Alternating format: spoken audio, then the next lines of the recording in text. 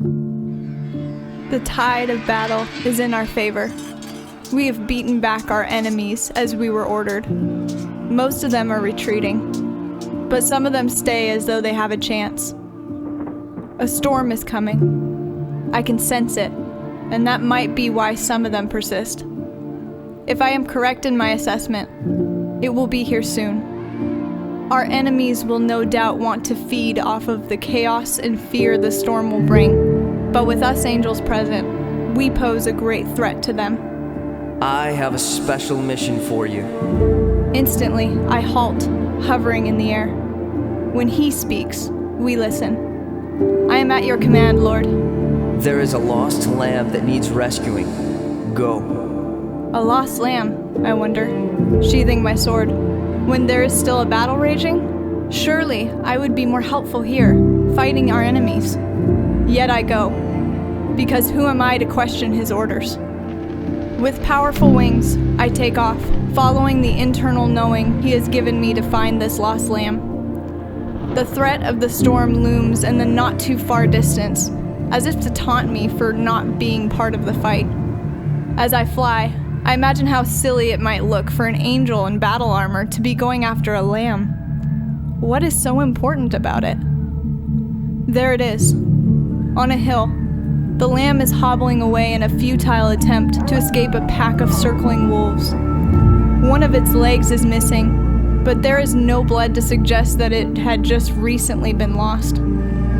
The predators snap at the lamb and slowly surround it. Bleating, the lamb shifts and looks around frantically. Everything seems to be stacked up against the poor thing. Rapidly, I dive, unfurling my wings just in time to right myself so that I am standing beside the lamb. I allow myself to be seen in the natural.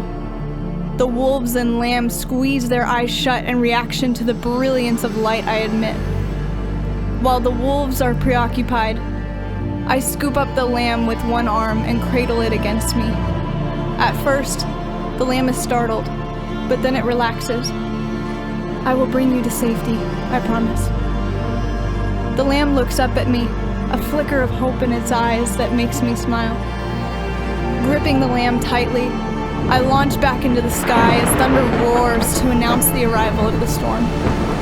Various shades of gray blanket the sky, darkening the world below. Now my light stands out even more. I have the lamb, Lord. Now where do I take it? The image of a house comes to mind, along with a sense of what direction it is in. Jagged light flashes in the sky for a split second, and the thunder bellows again. The lamb's heartbeat pounds against the hand I am using to cradle the animal. Almost there, I murmur. The rain falls in heavy sheets. The lamb shivers against me. Almost there. I dodge the next lightning bolt and swoop down to the house. The animals in the closed barn nearby are making all sorts of noise, but the sound of crying that comes from the house catches my attention. When I land, I disguise my appearance to that of a normal human in traveling clothes with a walking stick instead of a shield. There is no trace of neither my armor nor my wings. I knock on the door. A man answers it, puzzled at the sight of me with a lamb tucked into the crook of my arm. Come in, The man insists, shutting the door behind me. In the corner, a young girl is crying, her mother's arms wrapped around her. The woman strokes her hair and says comforting things in a gentle tone. Then I notice it. The girl is missing a leg. A crutch lies beside her on the floor. we do not have much to offer, says the man. but we will share whatever we have with you, traveler. Hopefully, we will outlast the storm. The thunder sends the little girl into another round of tears until she sees the lamb in my arms. I set the lamb down in front of her, and the little girl reaches out to stroke its wool. We will, I tell them. Have no fear, for the Lord Most High has sent me here to you today. The man sits on the other side of his daughter, who is now pulling the lamb into her arms and scratching behind its ears. Who is this Lord Most High? Asks the woman. And so, No matter how loudly the storm howls and how hard it rages outside, I sit with the family and share about the Lord of Lords, King of Kings, the Protector, Savior of the world. They listen intently. By the time the storm ends, the lamb is curled up in the little girl's lap and is asleep. It wakes up when we all go outside to see what damage the storm has done. The girl and lamb hobble together, side by side. Nothing is damaged, says the man in wonder.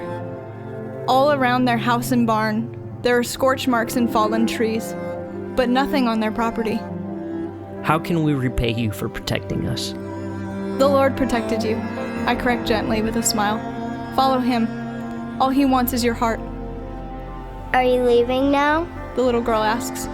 I like your lamb. Maybe you can bring her to visit us again sometime? I kneel down before her and take her little hand in mine. The lamb is yours, I tell her. Take good care of her. She grins so big that her smile seems to take up half of her face. Thank you. She hugs me. You are welcome. The Lord bless you and keep you. The Lord make his face shine upon you and be gracious to you. The Lord lift up his countenance upon you and give you peace. I say goodbye and leave, obscuring myself once more from the natural. Well done, good and faithful servant. I know that you love me. How? I ask. Because you obeyed me.